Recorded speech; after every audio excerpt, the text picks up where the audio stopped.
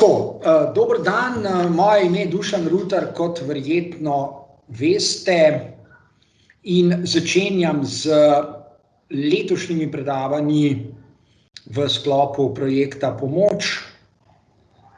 Letos je prav posebno leto, in sicer bi za začetek omenil en svoj občutek, potem bi pa najprej nakazal, o čem nameravam govoriti, zlasti pa bom povedal, zakaj nameravam govoriti o tem, o čemer bom govoril.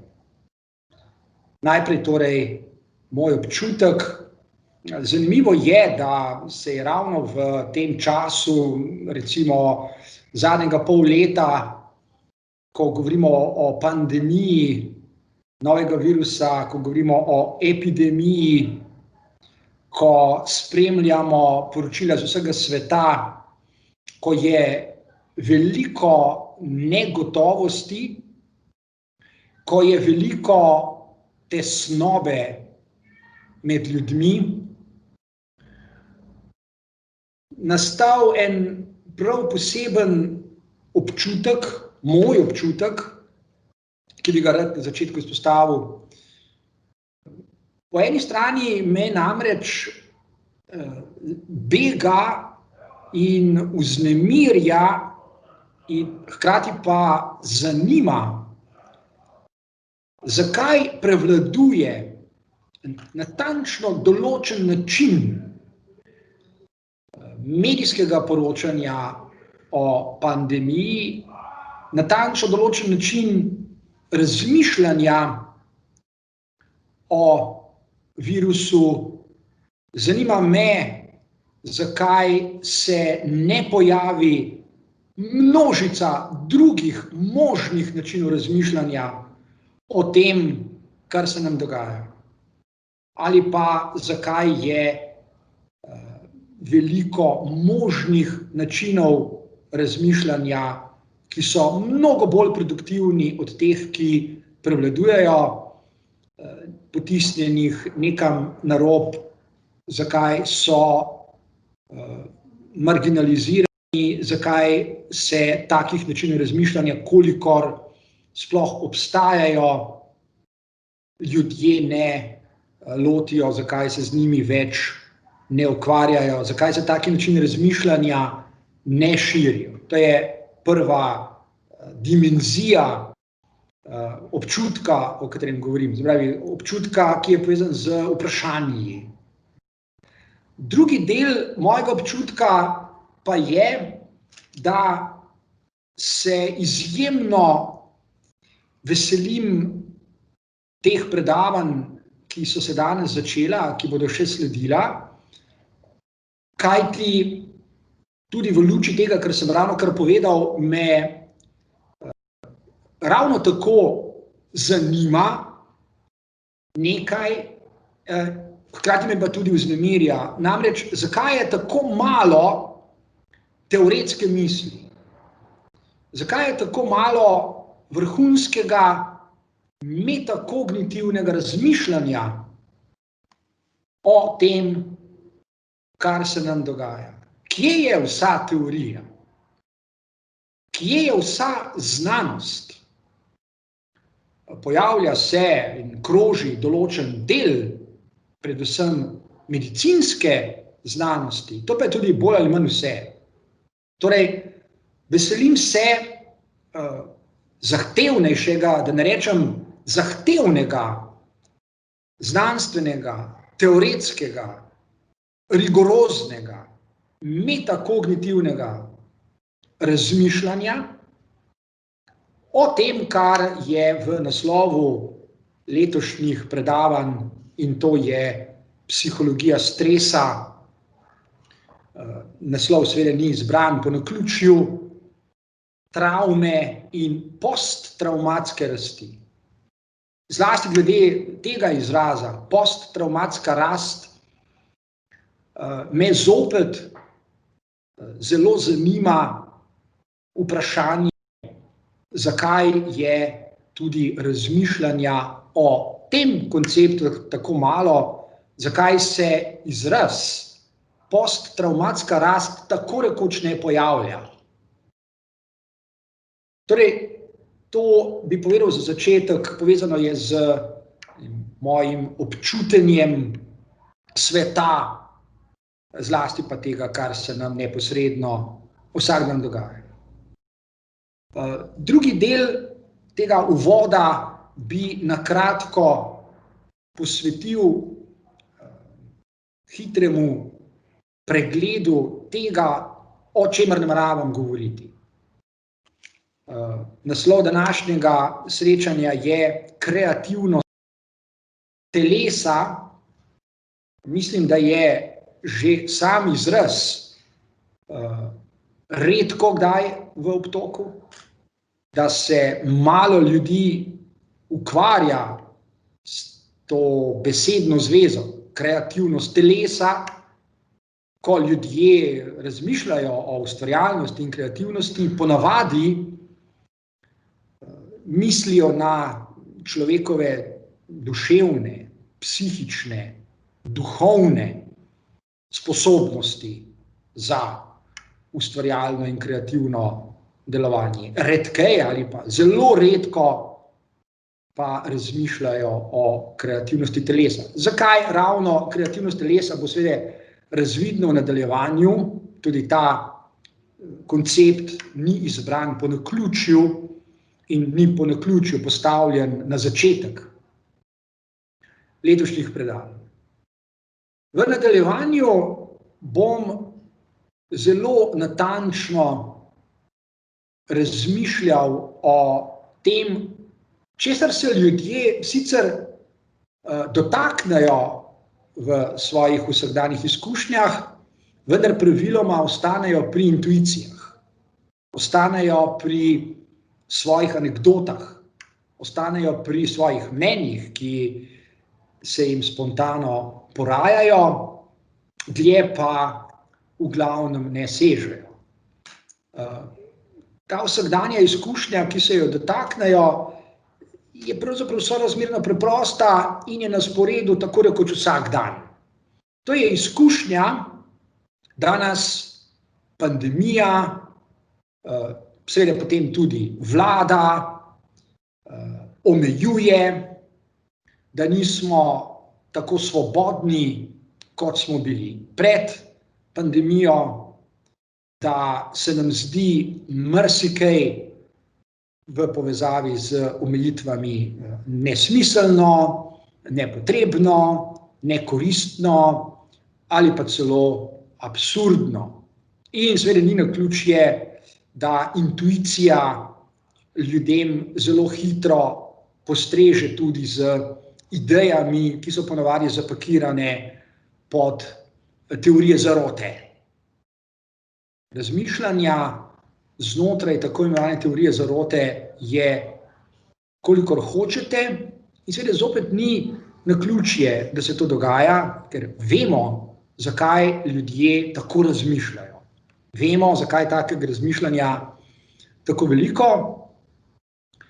In hrbtna stran vsega tega, vseh teh intuicij, vsakdanjih občutkov, vsakdanjih mnenj, vsakdanjih prepričanj, pa je teorija.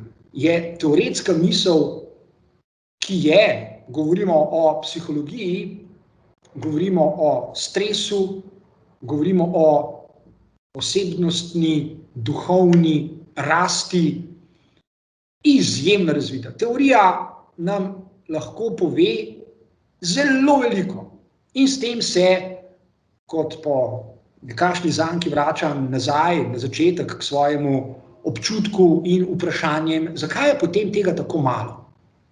In zdaj, v tem času, imamo res na voljo izvrstno priložnost, da se česa naučimo in da se začnemo obnašati drugače, da ne rečem celo bistveno drugače, kot pa smo navajeni. To ni enostavno, je pa možno. Govoril bom torej o tem, kaj je možno. To ne pomeni, da se bomo ukvarjali z preprostimi nasveti kako premagovati stres, kaj narediti, da človek zmanjša tesnobna stanja in tako dalje, kajti teoretska misel je pomembnejša od tega in človek, ki je zmožen za razmišljanje s pomočjo teoretskih konceptov, sam sebi lahko ponudi mnogo bolj zanimive ideje, kot pa so preprosti nasveti, ki pa jih je mimogrede tudi zelo veliko. V tem času se ponuja veliko različnih strokovnjakov, ki prek medijev ljudem ponujajo kratke, preproste nasvete, kaj narediti v vsakdanjem življenju, da bo tesnobe manj, da ne bomo tako zelo čutili negativnih posledic, izoliranosti, osamljenosti in tako naprej, ampak večina takih nasvetov ne deluje, kajti nasveti po definiciji ne delujejo. In tudi o tem nameravam obširno spregovoriti. Torej, odgovoriti na vprašanje, zakaj nasveti praviloma ne delujejo, zlasti dolgoročno ne. Celo takrat, ko imajo kakšne učinke, so ti samo kratkoročni. Torej, dolgoročno obstajajo boljše strategije, boljši načini, kaj narediti, da človek zmanjšuje tesnobo, depresivne občutke, stres in tako dalje in prispeva k temu, kar je v naslovu letošnjih predavanj, to je posttravmatska rast. Dejstvo je, da v tem času številni ljudje ne doživljajo samo tesnobnih stanj, anksioznosti, vznemirjenosti, napetosti in tako dalje, ampak dejansko doživljajo svoje življenje, kot da je napolnjeno s travmami. Cel kup dogodkov je, ki delujejo travmatično. In tudi to prispeva k temu, da se ljudje odzivajo bolj ali manj intuitivno, kajti travmatičnost vsakdanjih dogodkov je težko razumeti. Potrebni so sofisticirani, zahtevni teoretski koncepti, da pojasnimo, zakaj deluje nekaj na človeka travmatično, kaj travma sploh je in kako se na to odzivati, da ne bi človeka preveč poškodovalo. Toliko torej za uvod. V nadaljevanju bi najprej izpostavil neko izkušnjo, ki je že precej stara. Pred mnogimi leti sem poučeval na neki gimnaziji tukaj v Kamniku psihologijo in med drugim zelo rad spregovoril na kratko o nekem spisu, za katerega trdim, da je še vedno eden najboljših, najprepričljivejših spisov filozofskih tekstov za razumevanje tega, kar izraža beseda človekova duša. Gre za spis o duši, pod katerega je podpisan Aristotel. To 2300 let staro besedilo je v jedru naših letošnjih srečevanj in prav poseben občutek je, da po mnogih letih lahko ponovno spregovorim, seveda na drugačen način, ker sem se med tem časom marsičesa naučil o tem, kako razumeti Aristotelov spis o duši. Torej, pomembno je, da bom lahko ponovno govoril o tem spisu, govoril bom zelo počasi in zelo natančno, ker je Aristotel nekaj zadev res artikuliral na način, za katerega se mi zdi, da je še danes nepresegljiv in obstaja veliko sodobnih besedil, raziskav s področja nevroznanosti in kognitivne znanosti in filozofije, ki se vračajo k Aristotelovemu spisu, ki se zdi, da je neizčrpen vir človekovega razumevanja lastne duševnosti. Ravno tako me preveva poseben občutek tudi zaradi tega, ker bo drugi avtor, s katerim se bom srečeval in veliko ukvarjal, enako pomemben za razumevanje človekovega položaja, če lahko tako rečem, v vesolju, v življenju, v kozmosu, za razumevanje lastne identitete znotraj sveta, in to je Spinoza. Tako da dve temeljni koordinati letošnjih srečevanj o psihologiji stresa, travme in posttravmatske rasti začrtata Aristotel s pisom o duši in Spinoza z etiko. In naj počasi nadaljujem. Začel bom z raziskavami, ki so bile objavljene, to ponavadi naredim pred nekaj dnevi.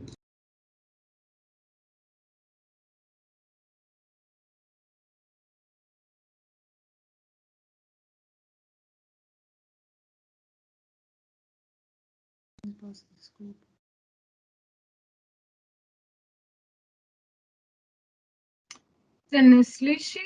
Dušan, ne slišimo te. Prižgi nazaj mikrofon. Se opravičujem, narobe sem kliknil, hotel sem nekaj drugega, namreč tole.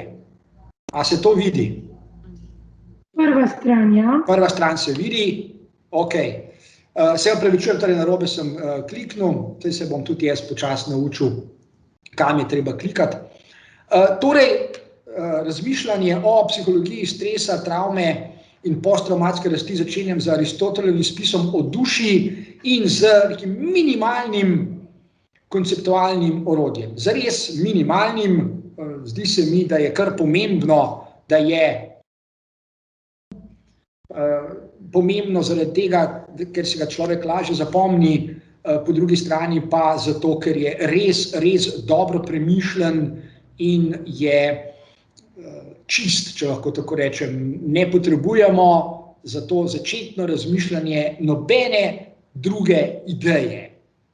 Minimalna arhitektura, o kateri želim spregovoriti, je, kar je morda nekoliko nenavadno, ni pa presenetljivo, ker sem na začetku rekel, da bomo danes govorili o kreativnosti telesa. In Aristotel v svojem spisu o duši spregovori najprej o minimalni arhitekturi telesa. Minimalna arhitektura telesa zajema 3 elemente, kot vidite na zaslonu. Začetno, zelo preprosto občutenje, ki ga imajo praviloma skoraj vsa živa bitja, to je občutenje ugodja oziroma bolečine. In osnovni začetni razmislek nam hitro postreže s spoznanjem, da najverjetneje želimo težiti k ugodju in se izogibati bolečinam. Najverjetneje, o tem bomo še veliko povedali, ampak lahko sprejmemo, da je ta začetna ideja dobra, da je produktivna. Naslednji element te minimalne arhitekture je želja. Željo ni tako zelo enostavno, kajti, ko govorimo o živih bitjih, je kar zopet hitro jasno, da lahko govorimo o želji.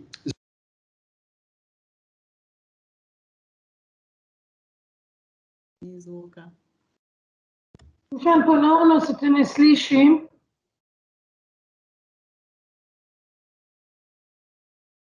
Dušan.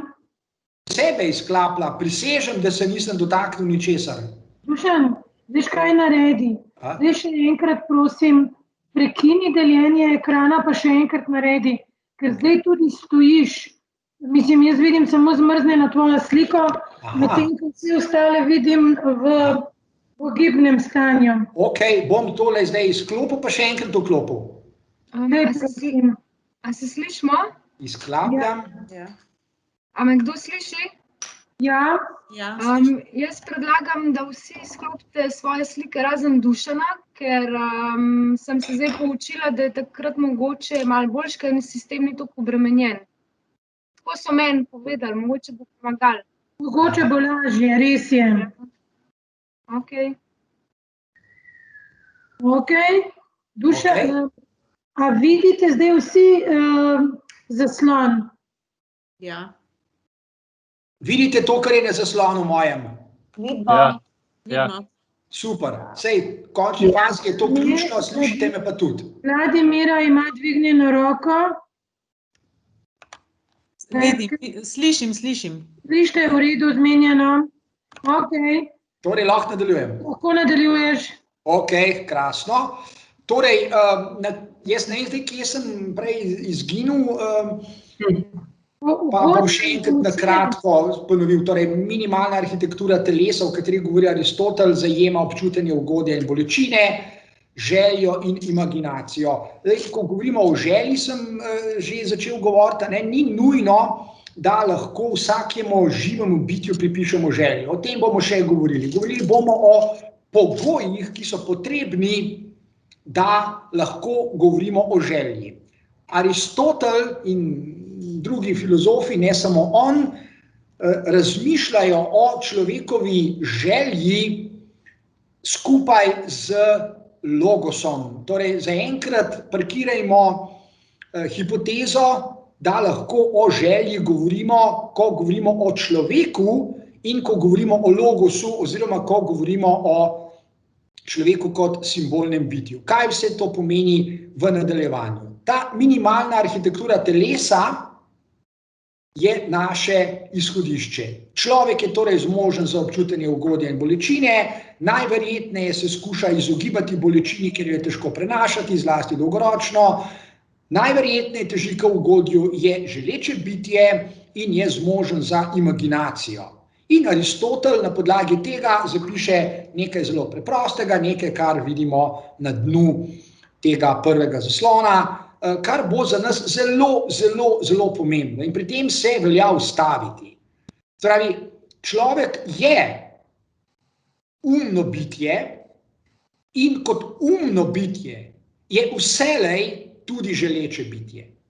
Torej, iz tega ne sledi ugotovitev, ki je sicer kar navzoča, ko ljudje razmišljajo o sebi in vsi veste, da je zelo hitro na delu razmišljanje, da je človekovo umno delovanje nekako razcepljeno na dva dela. Da je nekaj, kar je razumno in potem je nekaj, kar je povezano z željo. Oziroma različica tega, da človek lahko da prednost v svojem delovanju umu oziroma razumu ali pa želji. V resnici ni tako. Naša začetna ideja je ta, ki jo zapiše Aristotel. Človek je vselej želeči je želeče umno oziroma razumno bitje.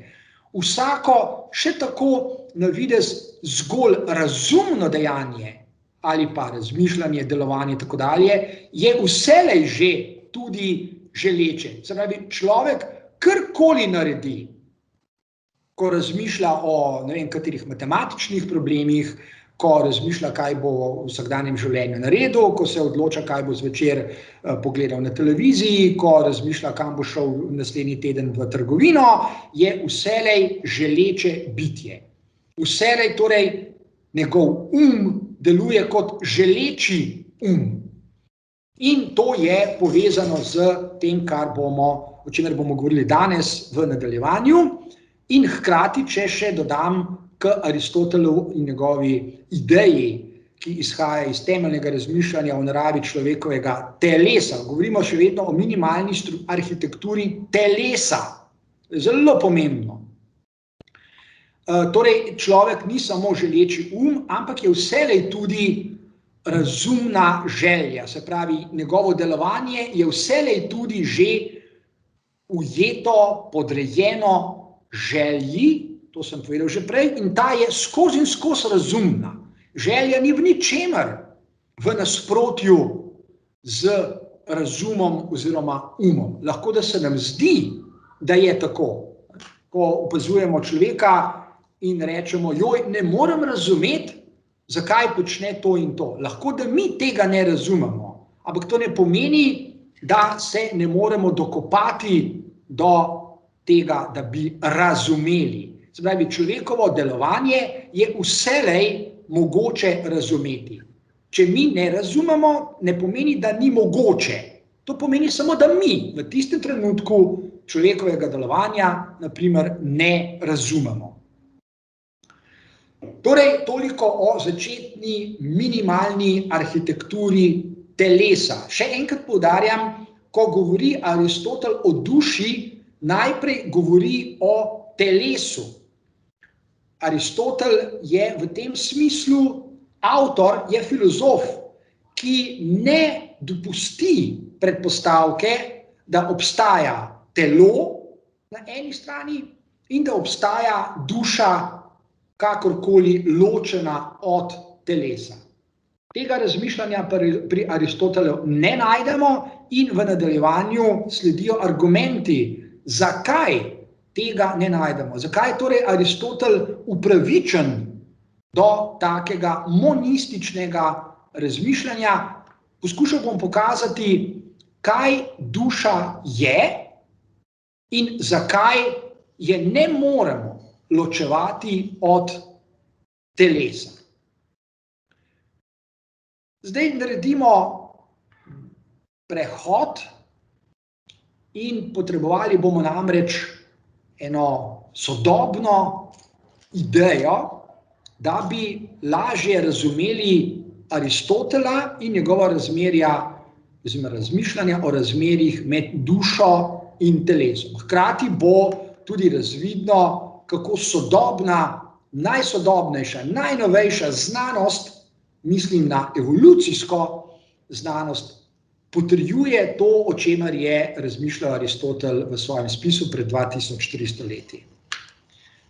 Evolucijska teorija nam med drugim pove tole.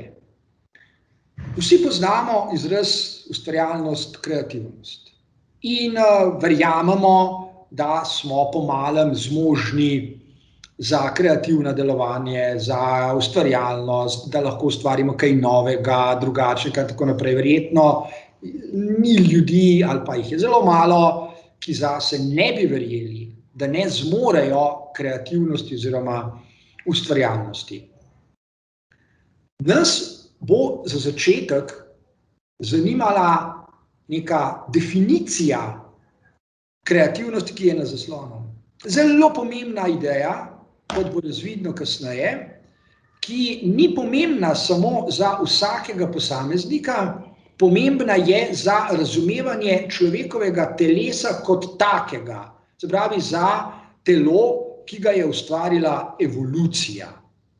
Govorimo o telesu, mojem telesu, vašem telesu, ki je rezultat nekaj milijon let trajajoče evolucije. Naša telesa je ustvarila evolucija.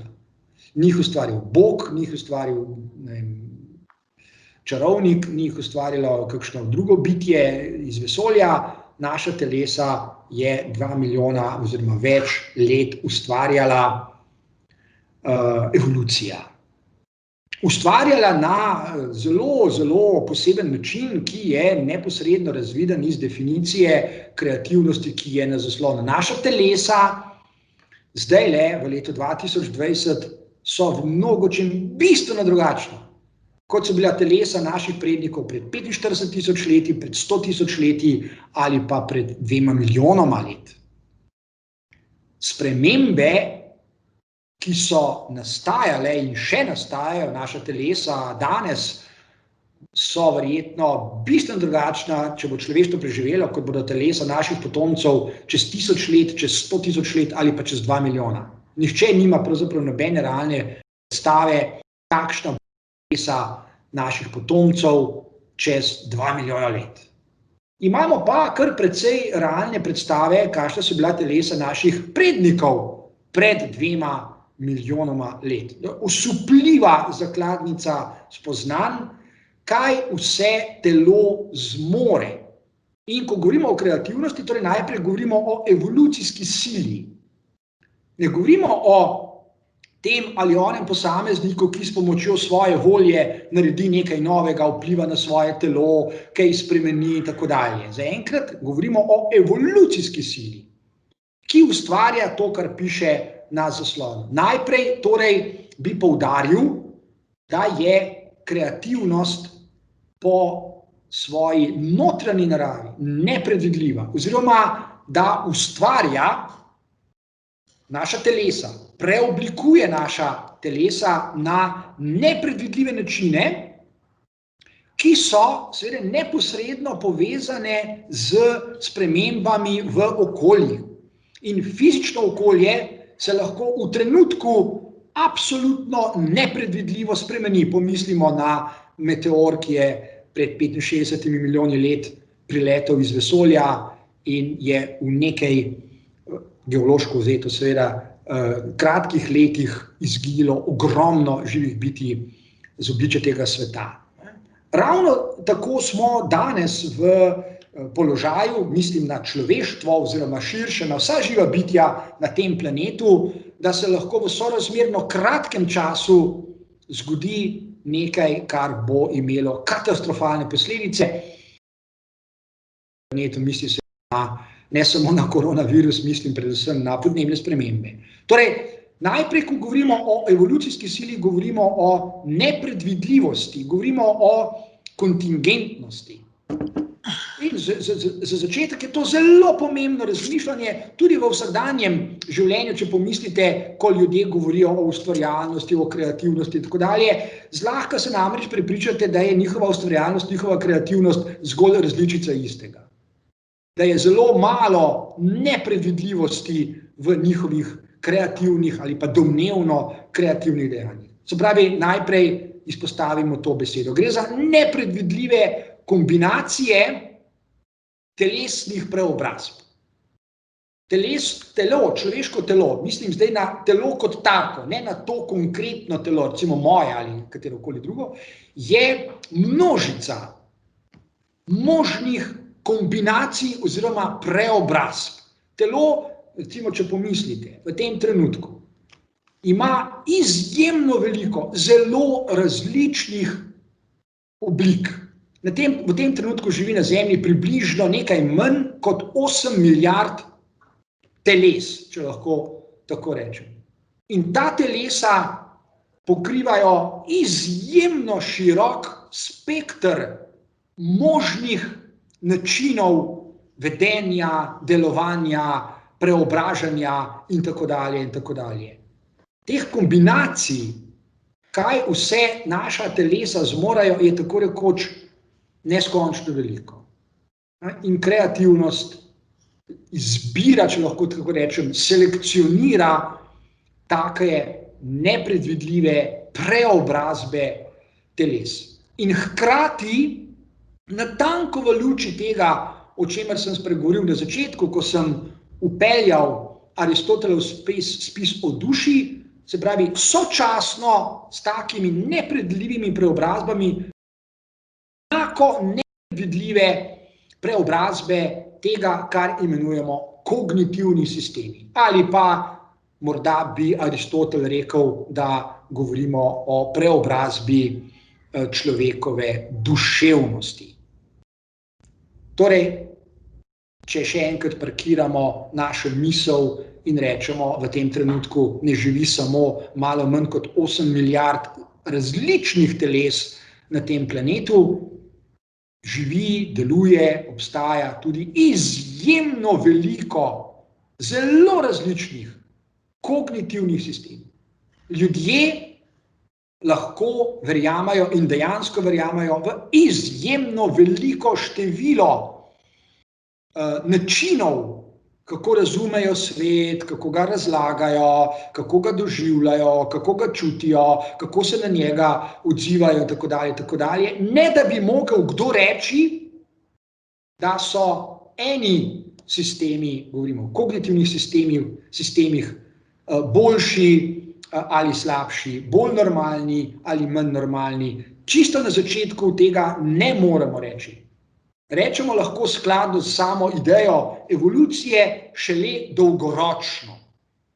Evolucija šele skozi množico testov, če lahko tako rečem, preizkušenj, izzivov, s katerimi se srečujejo telesa živih bitij, izloči tista, ki niso zmožna preživeti in seveda nagradi, če lahko uporabim ta izraz, tista, ki so dolgoročno zmožna preživeti. Naprimer, zadnjič sem eni oddaji dokumentarni zasledil podatek, ki ga nisem poznal. Vedel sem, da so krokodili izjemno že 100 000 oziroma milijonletja prilagojeni na okolja, v katerih živijo, da lahko preživijo tudi 1 leto brez hrane in da se lahko v določenem obdobju tako rekoč zamrznejo, da se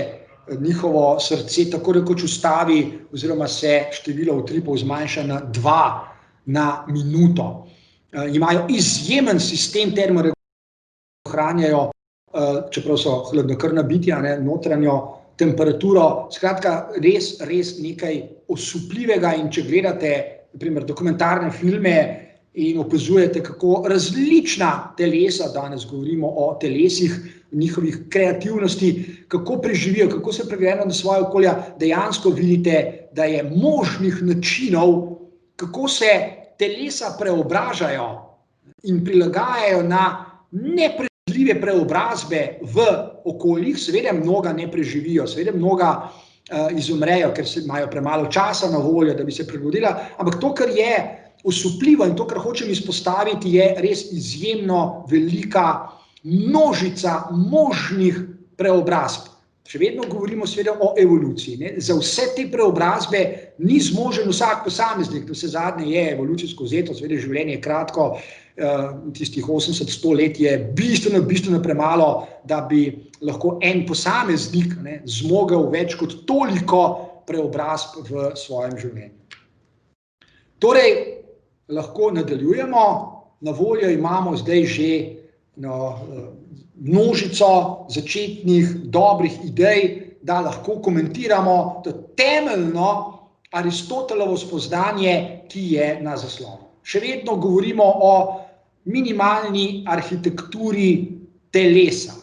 In počasi bomo prišli do nove ideje, to je ideja duše, do tega, kar imenuje Aristotel psihe, in do izraza, ki ga je uveljavil, in to je entelehija. Ampak do tja pridemo lepo počasi, zaenkrat lahko rečemo tole.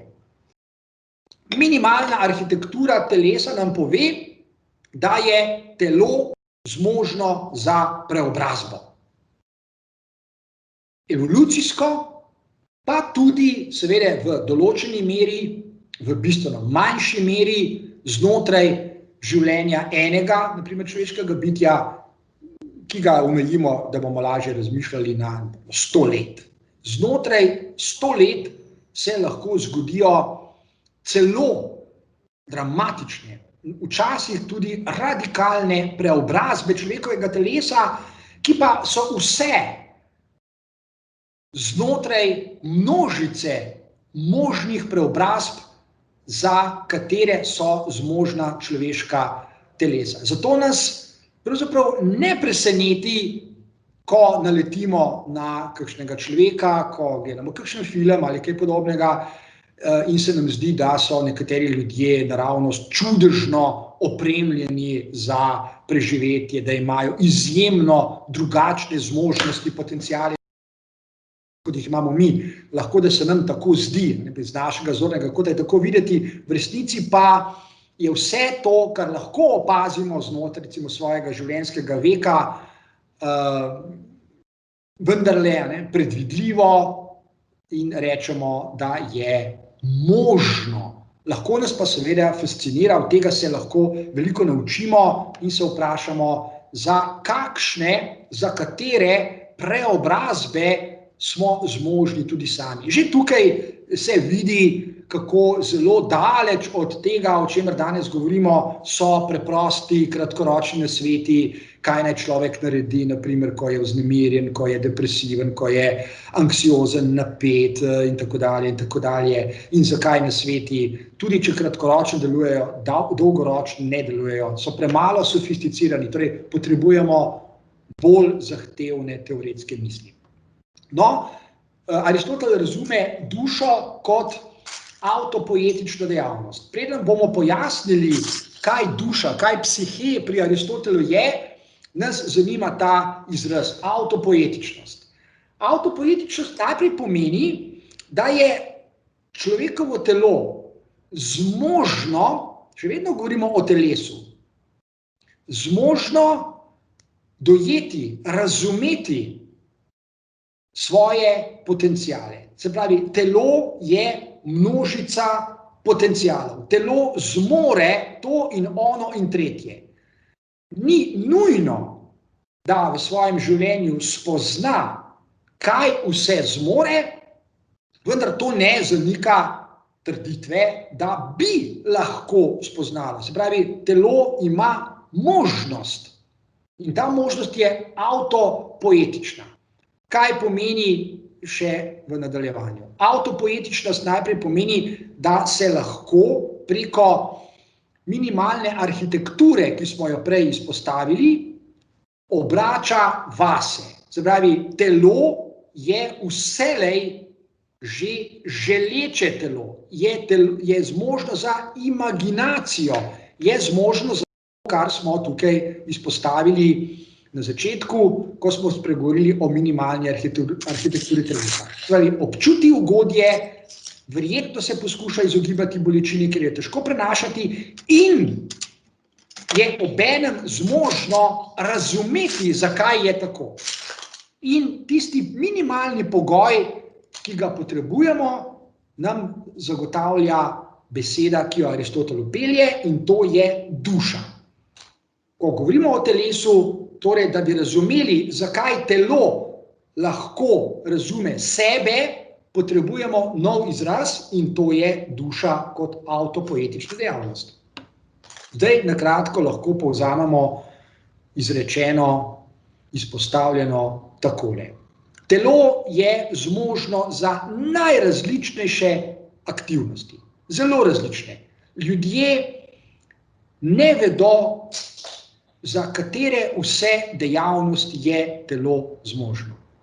Praviloma se ljudje zadržujemo pri nekaterih minimalnih dejavnostih, za katere smo se usposobili v svojem življenju ali pa na katere smo navajeni. In če pomislimo, da je življenje vendarle kratko, je po drugi strani pravzaprav tudi precej dolgo. V 100 letih človek lahko preizkusi bistveno več aktivnosti, kot pa jih praviloma preizkusi, oziroma kot pa misli, da jih lahko preizkusi. In znane so zgodbe, ko ljudje rečejo tudi v pozni starosti, ko so stari 80 let ali več, da si niso nikoli predstavljali, da recimo lahko pretečejo maraton, ali pa da se lahko ukvarjajo z meditacijami, ali pa da lahko spremenijo svoje načine, ne vem, prehranjevanja, dosežejo visoko stopnjo recimo notranje umirjenosti, vplivajo na srce, na krvni pritisk, itd., itd., itd. In iz te perspektive je kar spet, trenutke trpko gledati, spremljati, kako vsaj določen del ljudi prehitro ali odneha ali obupa, češ, ja, jaz tega ne zmorem, to ni zame, jaz nisem tak, moja konstitucija tega ne dovoljuje in tako dalje, prehitro, in kako po drugi strani še vedno premalo takih idej prodre v javnost, če zdaj odštejemo seveda razne neumnosti in čarovništvo in druge ideje, ki nimajo kakšne posebne vrednosti, kako primanjkuje razmišljanja in spodbujanja ljudi, da vendarle ne razmislijo in pridejo do tega, o čemer mi danes govorimo, da so zmožni torej za inovacije. Da so ljudje kot kreativna bitja najprej zmožni za inovacije v smislu telesnih dejavnosti. To bi rad res parkiral in res vedno znova bom poudarjal, tudi ko ljudje želijo dobiti recimo kakšne nasvete, kaj naj počnejo v vsakdanjem življenju, so depresivni, so anksiozni, kot sem že omenjal, ali pa kaj podobnega. Tudi če se skušamo izogniti nasvetom, pa vendarle lahko rečemo, in to tudi počnemo, da vsaj na neki najbolj začetni ravni lahko človek doseže celo osupljive spremembe, preobrazbe v svojem telesu, v svojem življenju, če se loti kakšne nove telesne prakse. Zato ni potrebna nobena zapletena, sofisticirana, metakognitivna miselnost ali ne vem kakšno filozofsko razmišljanje, da bi človek razumel, kaj so preproste telesne aktivnosti. In jaz se spomnim iz tistih let, ko sem poučeval na gimnaziji psihologijo, ko smo prišli do teme o motivaciji, kako sem vedno znova stavil z dijaki, malo hudomušno sicer, mogoče malo tudi ironično, ne, da ga ni onaka, ki bi zmogel zelo preproste, zelo kratkotrajne, vsakodnevne inovacije na področju telesnih aktivnosti, kot je na primer narediti 10 sklec ali pa 5 počepov ali pa ne vem, preteči 100 metrov ali pa se sprehoditi po stopnicah gor pa dol. Nažalost sem vedno stavo dobil. Tudi ko so se javili mladi ljudje, češ, da to pa res ni nič takega, to pa res malenkost, ne, narediti kaj takega, nažalost sem stavo vedno dobil. Res ni bilo enaka, ki bi to zmogel. Seveda, jaz bi raje videl, da stavo izgubim, ker to so dejansko, ne glede na vse ostalo, o čemer bomo govorili, še v nadaljevanju, so sorazmerno preproste zadeve. Ne? Inovacije na področju telesnih aktivnosti, ki ponavadi sprožajo, če se le disciplinirano držimo nekaj časa, 14 dni, 2 meseca, tako dalje, celo pravim osupljive spremembe. Mislim, da sem že o tem govoril, ko smo se pogovarjali o nevroznanosti in o tem, kako lahko meditacija, recimo 30-minutna meditacija vsak dan v 2 mesecih, in to je preverjeno, dokazano, s pomočjo naprav, izmerjeno, opazno spremenilo nekaterih struktur v možganih. Tako daleč segajo možnosti, o katerih danes govorimo. Govorimo o kreativnosti telesa, o tem, kaj telo zmore. Naše telo, ne samo možgani, naše telo je pravzaprav mnogo bolj plastično, kot mi mislimo. Mnogo več aktivnosti zmore, kot pa mi mislimo, da jih zmore. In seveda, ker mislimo precej ozko, se jih potem veliko niti ne lotimo, lahko bi se jih pa. Seveda, zdaj človek lahko ugovarja, pa reče, zakaj bi se jih pa, saj s svojimi dejavnostmi popolnoma zadovoljen. V tem primeru seveda se lahko samo strinjamo, hvala Bogu, ne, v redu. Pa vendar se včasih zadeve majčkeno zapletajo, pa človek reče, sej, mogoče bi pa kaj spremenil v svojem življenju na bolje, z zelo preprostimi inovacijami in novimi telesnimi aktivnostmi. In to ne pomeni, da zdaj mora vsak maraton postati. Govorimo o preprostih, vsakdanjih aktivnostih, ki praviloma ne vzamajo veliko časa, mogoče nekaj minut, ajde tudi 30 minut, ni tako veliko, če pomislite, da ljudje praviloma pred različnimi zasloni dnevno preživijo kar nekaj ur. In če pomislimo, kakšne kognitivne vsebine in kako zahtevne ali raje nezahtevne so te kognitivne vsebine in kako vplivajo na človekove možgane, potem mislim, da imam kar dobre argumente v roki za trditev, da se je dobro, saj sem pa tja lotiti kakšne inovacije na področju telesnih aktivnosti. Zlasti pa je to pomembno že v luči povedanega, ker inovacije neposredno vplivajo na zelo, zelo plastične možgane, o čemer smo že veliko govorili, in plastični možgani podpirajo, oziroma lahko celo rečem, da dovoljujejo zelo, zelo različne, drugačne, nove telesne aktivnosti.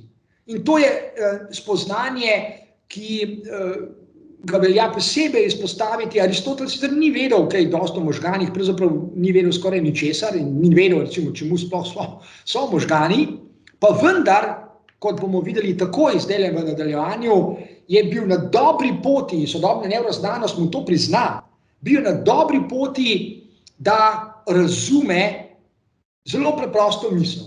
Namreč, da so možgani del našega telesa, da so telesni organ, in da, ko govorimo o telesnih aktivnostih, ko govorimo o telesnih preobrazbah, ipso facto govorimo o preobrazbah možganov. Preobrazbe možganov med drugim pomenijo tudi učenje. Možgani, ko se preobražajo, se učijo. In ker so res zelo plastični, to potrjuje, da se človek kot telesno bitje lahko nauči številnih novih dejavnosti, čeprav morda na začetku misli, ne vem, za maratonca moraš biti rojen, a pa samo nekateri ljudje, ki imajo ne vem katero konstitucijo telesa, so zmožni za maraton. To kratko malo ni res. Preprosto na tej osnovni ravni arhitekture telesa ne drži. Je pa res, seveda, da nam zlasti mediji in športniki tudi sproti vsak dan ponujajo idealizirane predstave, kdo je zmožen za kakšno dejavnost. Ker tudi sami ne vedo tega, o čemer tukaj danes mi govorim. Vsak človek, dobro, zdaj ne me držati za besedo, morda res ne čisto vsak, so ljudje tudi, ki so poškodovani, ki imajo različne oblike hendikepa in tako dalje, ampak tudi na tem področju imam jaz nekaj dobrih argumentov, da je tako rekoč možno reči, da je vsak človek zmožen za mnogo več telesnih dejavnosti, kot pa misli on, ali pa mediji, ali pa trenerji, ali pa zaradi mene kdorkoli že. Plastični možgani torej omogočajo, dovoljujejo, podpirajo inovacije, za katere je zmožno naše telo, in neposredni učinki takega delovanja niso samo telesne preobrazbe, ampak preko učenja tudi to, kar piše spodaj, novi formati kognitivnih sistemov. Se pravi, telesne aktivnosti dejansko ali pa raje tako, nove telesne aktivnosti vodijo tudi k novim idejam, novim načinom razmišljanja, doživljanja, razlaganja sebe, svojega telesa, drugih ljudi, itd., itd., itd. Torej, upam, da je vsaj nekaj dobrih argumentov za to, da je shema, ki jo tukaj na zaslonu vidite, prepričljiva, in ta shema nas bo spremljala skozi celotno letošnje šolsko leto. Zdaj pa, kot sem že napovedal, kratek sprehod skozi nekaj zadnjih raziskav, nevroznanstvenih raziskav, ki na svoj način potrjujejo doslej povedano, hkrati pa izpostavljajo to, kar sem povedal čisto na začetku danes, namreč kako zelo smo na žalost v tem obdobju epidemije, pandemije ujeti v sorazmerno ozka, medicinsko obremenjena razmišljanja o tem, kar se nam dogaja, namesto da bi se zdajle odpirala obzorja, da bi dali res veliko prostora filozofiji, še drugim znanostim, ne samo medicini, ki znajo povedati veliko, zelo koristnega ljudem, da ne bi bilo toliko pritožb, ki jih poslušamo vsak dan. Ljudje dejansko so prestrašeni. Mnogi ljudje so tesnobni, depresivni. Videli bomo zdaj v nadaljevanju, kaj vse se še dogaja, in glede na to, da bo še kar nekaj časa trajala pandemija, bi zares bilo potrebno to, o čemer mi tukaj govorimo, razširiti in se o tem pogovarjati še in še in še. Torej nekaj raziskav. Pred kratkim, mislim, da je 19. oktober, to je 2 dni nazaj, je bila priobčena tale raziskava, ki po eni strani izpostavlja podatek, ki je čisto spodaj na dnu zaslona. Raziskava potrjuje, da tako rekoč eden od 3 odraslih ljudi, raziskave naredijo Združene države Amerike, in kar 41% mladih ljudi v starosti do 18 do 29 v tem času, torej pandemije, doživljajo resne simptome, torej izkušnje anksioznosti, panične napade, tesnobna stanja in tako dalje in tako dalje. To so zastrašujoče številke, ki kažejo, kako malo je narejenega, da bi zlasti prek medijev, ki jih imamo res na razpolago veliko, vplivali na to, da bi ljudje doživljali manj tesnobe, manj strahu, manj prestrašenosti, manj anksioznosti, kot pa kažejo raziskave. In po drugi strani ta raziskava kaže, kako pomembno je to, o čemer smo prej govorili, kako se sočasno, hkrati dogajajo to, kar opisujemo sicer s psihološkim besednjakom, ljudje so tesnobni, napeti, vznemirjeni, depresivni in tako dalje, in to, kar opisujemo z nevroznanstvenim besednjakom, kajti v naših možganih se dogajajo resne preobrazbe nevronskih struktur, resne preobrazbe, rekel, telesa, ker so možgani del telesa. Torej, preobraža se zdajle, as we speak, ko govorimo, se preobražajo naša telesa. Ne samo nekaj, se nam zdajle dogaja, sej potem bomo pa šli, kot se reče, back to normal. To so preveč naivne ideje. Ni tako, zlasti, ker te preobrazbe zdaj že trajajo pol leta, pa še nekaj časa bodo trajale in številni ljudje bodo imeli dolgotrajne posledice. Bistveno premalo je narejenega na tem področju. To, da se človeka sprejme v bolnišnico, je hvalevredno in je krasno in res so medicinci zdaj so obremenjeni, to je samo in bi moral biti samo del zgodbe. Drugi del bi moral biti mnogo širši, antropološki, filozofski, psihološki, nevroznanstveni, kognitivni, tako da, o čemer tukaj govorimo. Torej, občutenje tesnobe in anksioznosti za človeka kot socialno bitje, za človeka, ki je v luči danes povedanega zmožen za radikalne telesne preobrazbe, je osamljenost, je izoliranost, je samotnost res lahko nekaj katastrofalnega. Ne smemo biti naivni in reči, ja, sej večini ljudi se nič ne zgodi, samo peščica, samo nekatere. To je preveč prehitro razmišljanje, prekratko je in ne pojasni ničesar.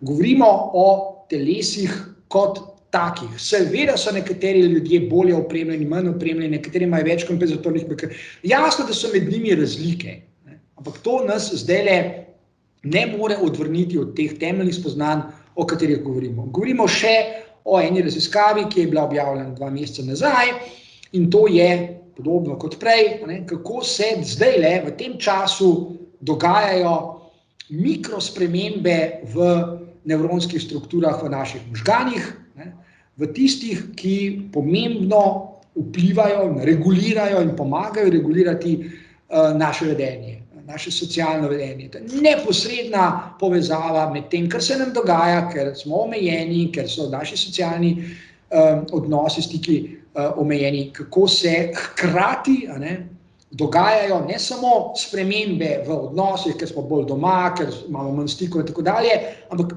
hkrati se že spreminjajo naše telesa. Spreminjajo se.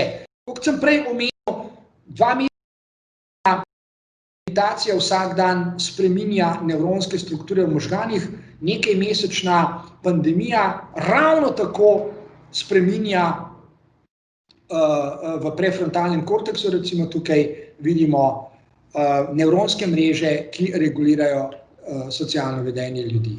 To ne pomeni, da zdaj, ko bo recimo cepivo, čez nekaj časa, gremo pa kar takoj in zlahka nazaj. Nažalost, ni tako preprosto. Take preobrazbe trajajo potem še naprej, kar nekaj časa in zopet je potrebno narediti marsikaj, tudi če se človek lahko vrne, kot se reče, back to normal, ni res, da se vrne kar avtomatično. Marsikaj je treba narediti, da se vrne. Natanko o tem danes govorimo. Govorimo o preobrazbah. Tako kot je potrebno kaj narediti, da se preobrazba zgodi, naprimer, na bolje, da se lotimo novih telesnih praks in tako dalje, Enako velja zdaj, ne? Ko bomo dobili cepivo, ni res, da zdaj smo pa avtomatično nazaj, kjer smo že bili. Kje pa? Nekaj bo treba narediti, pri čemer seveda velja tudi razmisliti, a pred pandemijo smo pa res živeli tako zelo normalna in celo idealna življenja, da se zdaj velja vrniti nazaj. Saj ni res.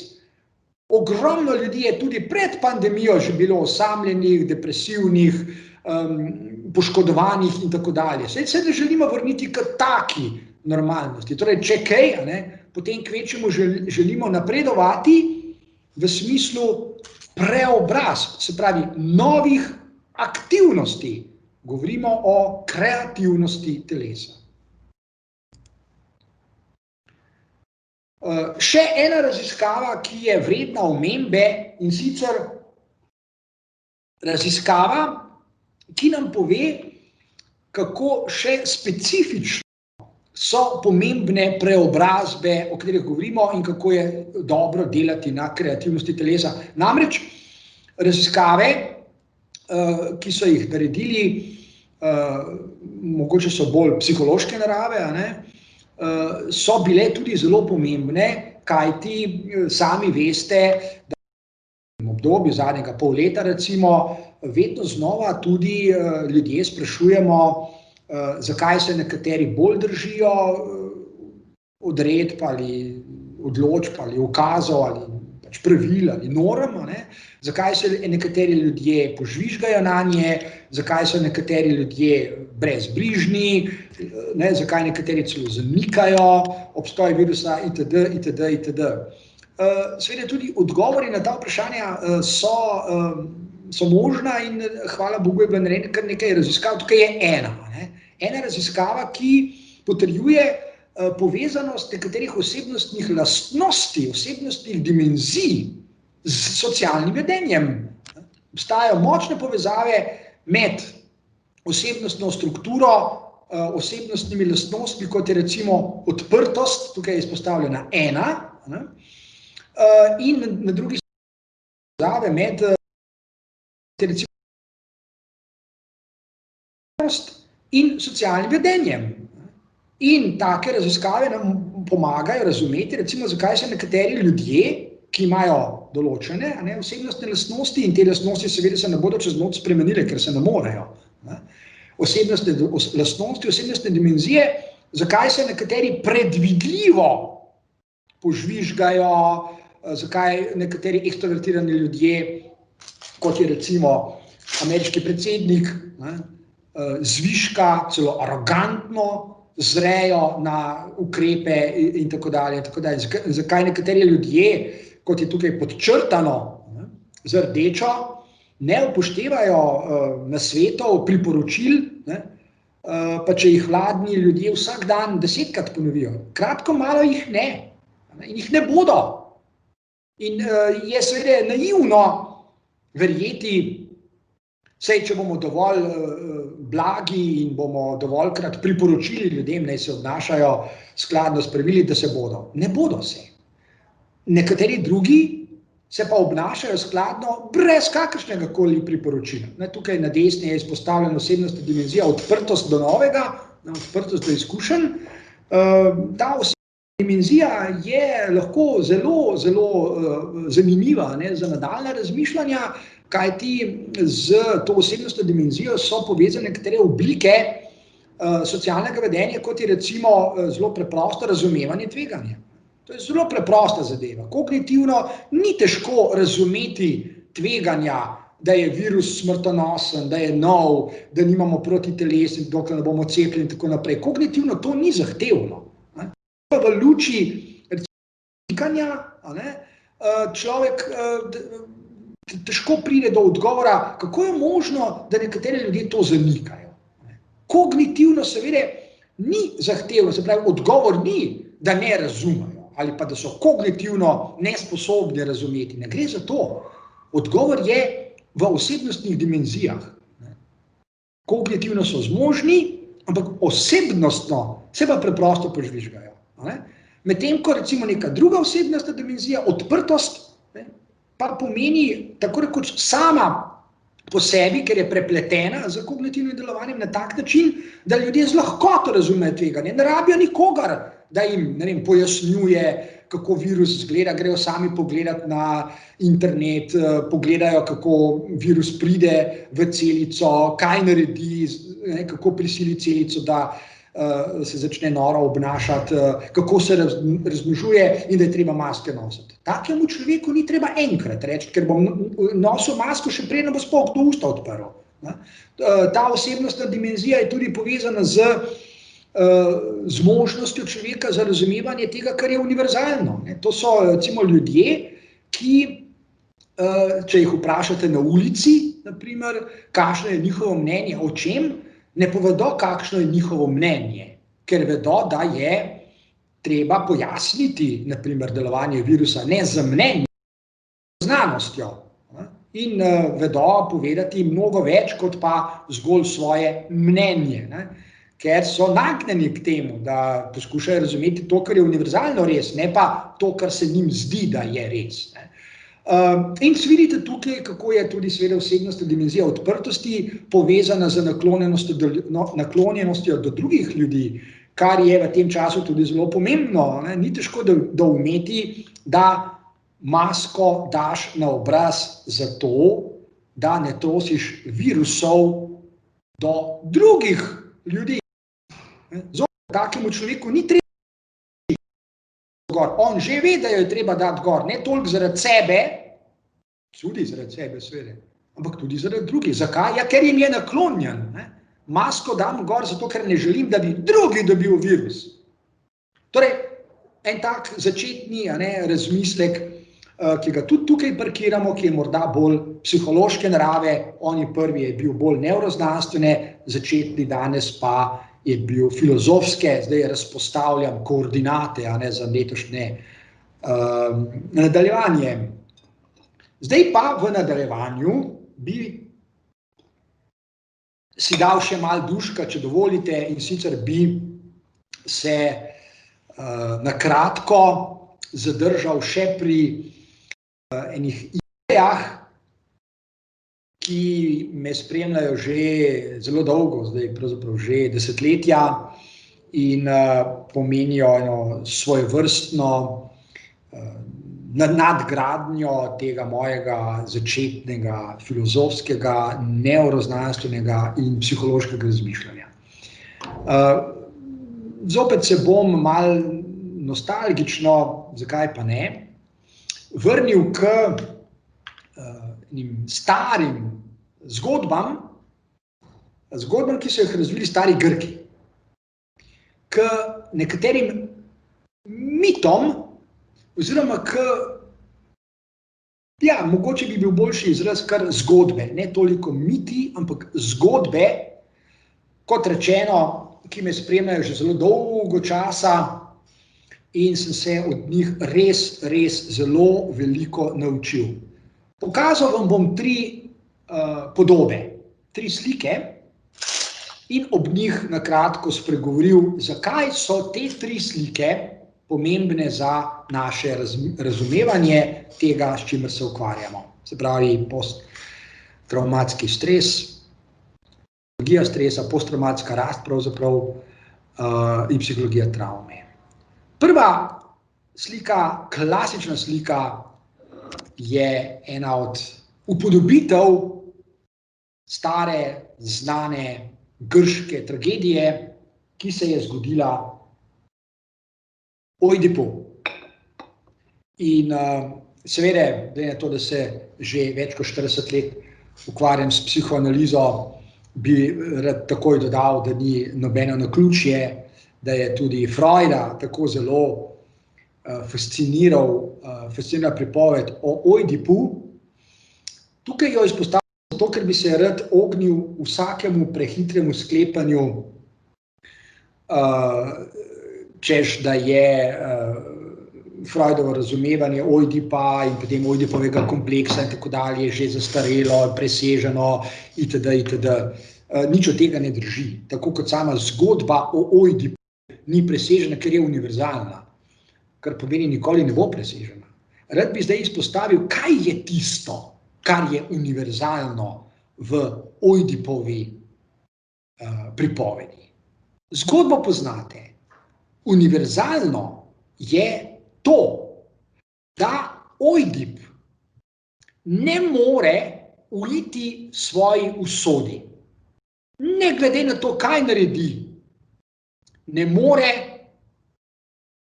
preseči, ne more izničiti prerokbe oziroma napovedi, kaj se mu bo zgodilo v prihodnosti. Zdajle me ne zanima njegova posebna zgodba, odnos do očeta, matere in otrok, ki jih je naredil. To me zdajle ne zanima. Zanima me ta začetna ideja, ki je zanimala tudi Freuda, ki je zanimala Lacana in tako dalje. To je, spomnite se tistega rdečega okvirčka od prej, v katerem piše, da je duša avtopoetična dejavnost.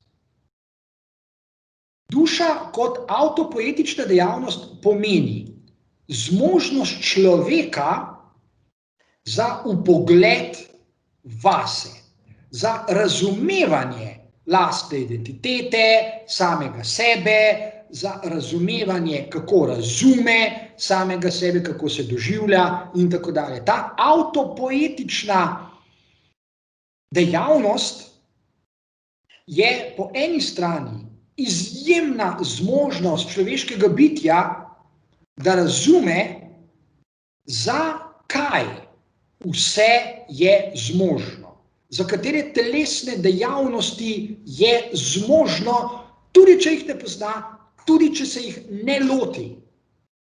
In za katere kognitivne dejavnosti, za katere kognitivne mape, če lahko tako rečem, nove kognitivne arhitekture je zmožno, tudi če se jih ne loti.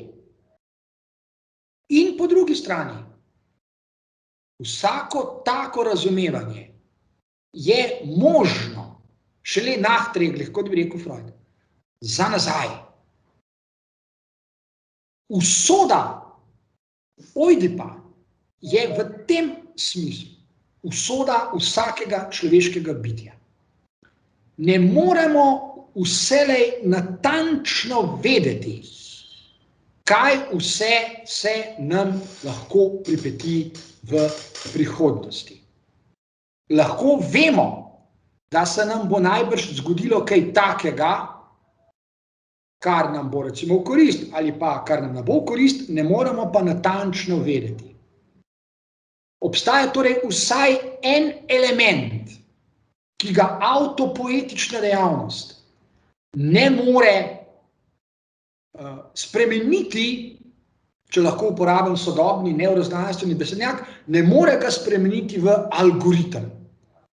Torej, v luči istega besednjaka obstajajo različni algoritmi, ki uravnavajo delovanje naših možganov, ki so del telesa, torej našega telesa. In vsaj en algoritem ni mogoč, zaradi česar pravimo, da je človekovo telo odprto. Ali z drugimi besedami, kot smo danes rekli, je kreativno. Zato kreativnost ni različica istega. Kreativnost ne pomeni, da različne elemente na nov način spravimo skupaj. Kreativnost je nekaj drugega.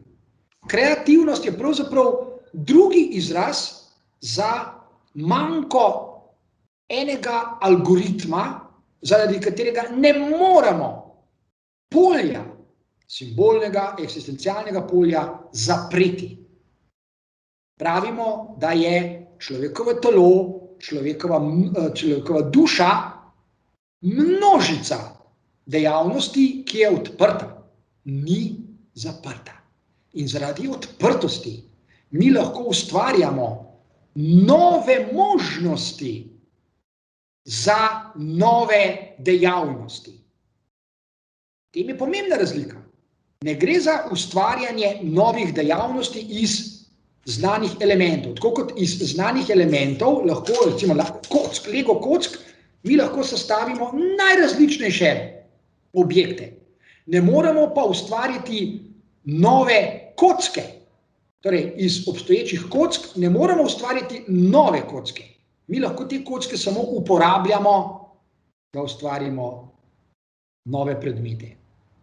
Človek pa je zmožen za ustvarjanje novih možnosti, novih algoritmov, ki uravnavajo nove dejavnosti. In v tem je nepredvidljivost človeške eksistence. In Ojdip je mitološka pripoved, oziroma je človek, je izmišljeni človek, ki zastopa skozi seveda neko partikularno, specifično zgodbo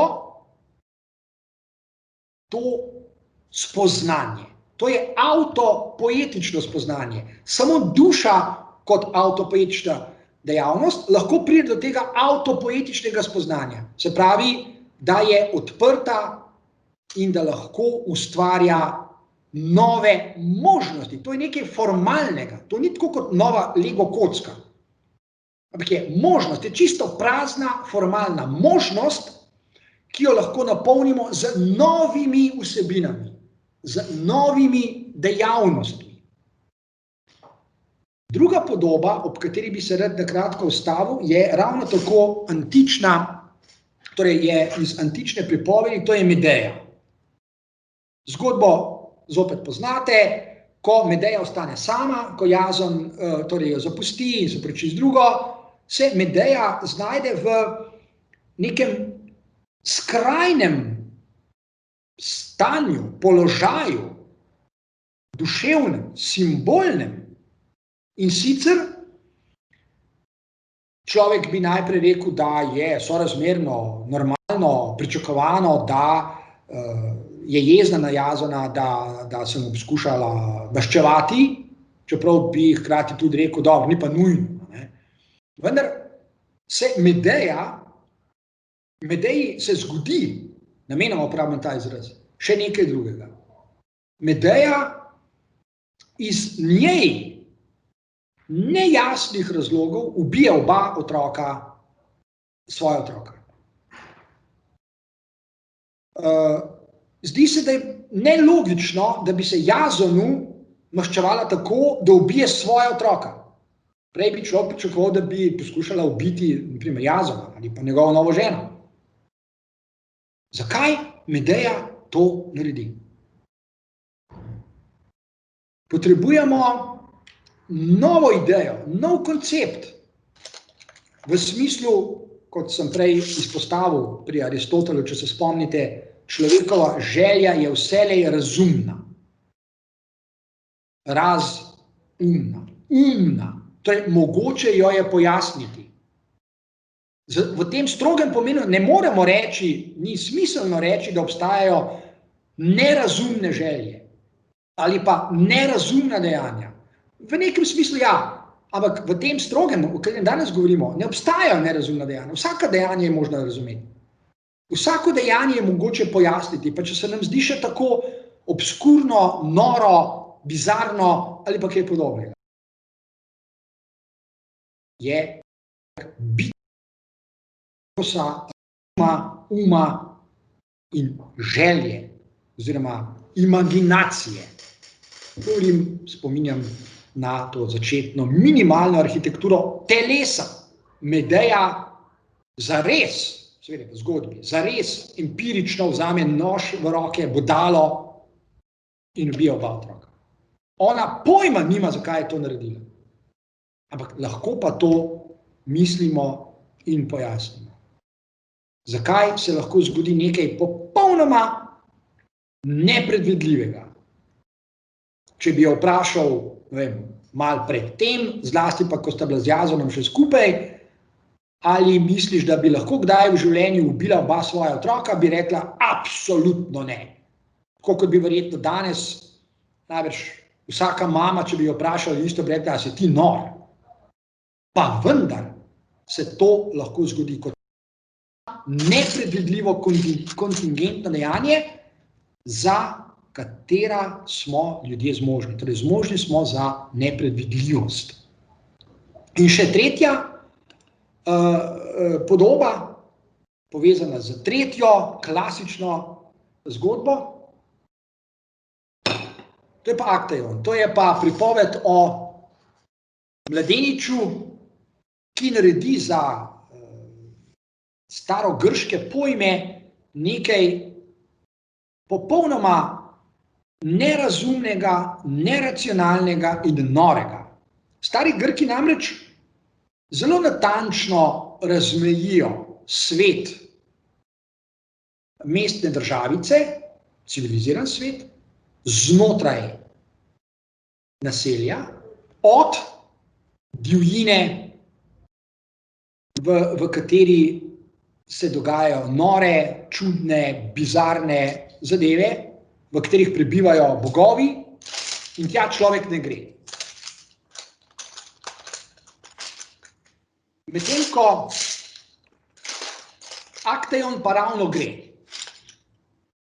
In zgodi se mu nekaj, o čemer se mu ni moglo sanjati. Danes govorimo o kreativnosti telesa, o zmožnosti človeškega bitja za preobrazbe. Vemo, da sreča Diano in njene družice v popolni divjini, tja se odpravi s svojimi lovskimi psi, in ko jih zagleda, je že prestopil mejo, ki jo ne bi smel prestopiti. In seveda zato bo kaznovan. In doživi zelo otipljivo in zelo bizarno telesno preobrazbo. Diana ga namreč spremeni v jelena, ki ga potem njegovi lastni psi raztrgajo.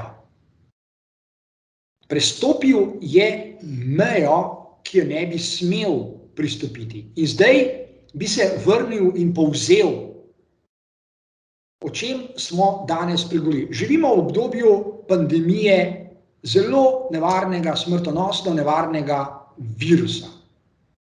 Zelo primitivne strukture, ki niti ni v celoti, ne moremo reči, da je živa, ki dosega, če lahko tako rečem, nekaj osupljivega. Spravlja v stisko tako inteligentno bitje, kot je človek, ki je zmožen za avtopoetično dejavnost, za preobrazbe, za metakognicijo in tako dalje. In v tem obdobju se lahko zavemo ravno prek avtopoetičnosti, da je smrtonosna, kot je ta situacija. To tudi obenem izjemna, izvrstna priložnost za nove oblike, za preobrazbe in duševnosti, se pravi avtopoetičnih dejavnosti in preobrazbe telesa. Koliko se bomo tega lotili, seveda vprašanje, na katerega zdaj ne moramo niti odgovoriti. Ampak mi bomo v nadaljevanju razmišljali natanko o tem, pa naj za konec, tamle v zvoniku je odbilo 16, pravi 4. Naj za konec samo nakažem, torej naslednjo idejo, o kateri bomo govorili. Če je danes veliko ljudi, ki bolj ali manj upravičeno ugotavljajo, da so preveč prestrašeni, zastrašeni, da vlade vlečejo tudi zelo čudne poteze, da bi se radi vrnili nazaj in tako dalje, da so preveč izolirani, preveč omejeni in tako dalje. Če vse to sprejmem in se lotimo razmisleka o tem, v luči ravno kar povedanega lahko zaključim danes. Vrnitev k normalnosti je zame lahko samo novo, preobraženo, transformirano delovanje ljudi v luči nekega drugega razmisleka. Ne razmisleka o vsakdanjem udobju, ugodjih, ki jih lahko uživamo in tako dalje, ampak v luči sreče. V luči ideje sreče, o kateri mislim govoriti naslednjič, oziroma govoril bom o tem, kaj sreča je in zakaj lahko rečemo, da je čisto vsak človek zmožen za srečo. In da sreča ni nekaj, kar se zgodi naključno, vsake toliko časa ali pa sploh ne, kot veliko ljudi slišimo trditi vedno znova. Torej, naslednjič